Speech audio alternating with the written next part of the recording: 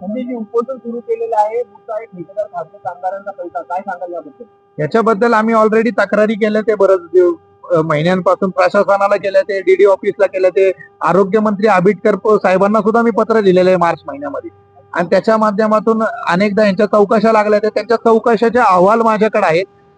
जे डीडी साहेबांचे आहेत 5 लोकांची समिती नेमली होती आणि त्याच्यात पूर्णपणे हा ठेकेदार भ्रष्टाचारी आढळलाय, कामगारांचे पैसे त्याची खाल्लेले आहेत हे चौकशीच्या अहवालात सुद्धा आलेलं आहे.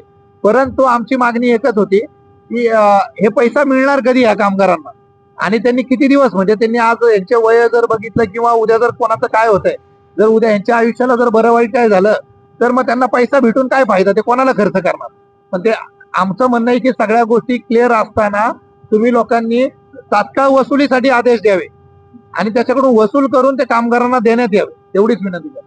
हा ठेकेदारांची वारंवार तक्रारी झालेल्या आहे, ब्लॅकलिस्टचा प्रस्ताव पाठवण्यात आलेला आहे, तरी अधिकारी पाठीशी घालतायत. आता हे अतिरिक्त संचालकांना डीडी साहेबांनी ब्लॅक लिस्टचा प्रस्ताव पाठवला होता, परंतु हा मार्च महिन्यात प्रस्ताव पाठवून सुद्धा आज डिसेंबर उगवला, तोच ठेकेदार आहे, तेच सगळं भोंगळ कारभार चालू आहे आणि किमान वेतनाचा आजही प्रश्न आजच्या महिन्याला सुद्धा तोच तसाच प्रलंबित आहे.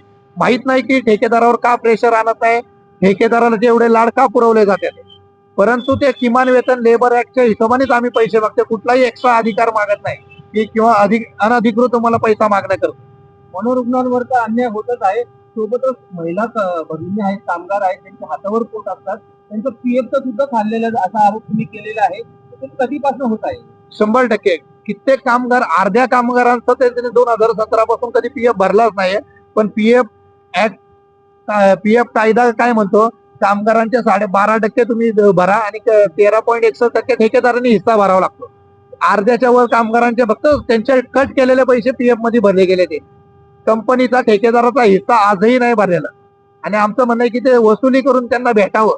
आज कित्येक लोक काम सोडून निघून गेले, त्याच्याशी भांडून निघून गेले का तर ह्या मोठ्या ठेकेदार कोट्याधीश आहे. त्याच्या बदल्यात आम्ही आमचा लढा घेतोय आणि आम्हाला त्यांच्याकडून धमक्या येते की यांचा कार्यक्रम करू, चौक्यामध्ये केस झाले तर झाल्या. त्याच्याची म्हणजे ठेकेदाराची हे आपण कलियुगात जगतोय का हेच मला कळत नाही की कुठे राजेशाही थाट चालू आहे. तुमचा पाऊल काय असेल तुमचा? पुढचं पाऊल एकच आहे, आज लाक्षणिक उपोषण आहे, कदाचित 30 ते 45 दिवसाचा आम्ही त्यांना वेळ देऊ. जर आमरण उपोषणाला बसलो तर आमरण उपोषण जोपर्यंत सगळ्या मागण्या मान्य होणार नाही, कामगारांचे पैसे मिळणार नाही, तोपर्यंत आमरण उपोषण कंटिन्यू चालू असेल. मग माझ्या जीवाचं काय झालं तरी चालेल. काही कामगारांचा पेमेंट भेटत नाहीये, त्यामुळे तुम्ही आंदोलन केलंय, काय सांगणार आणि काय अन्याय झाला या कामगारांवर? तुम्ही या प्रादेशिक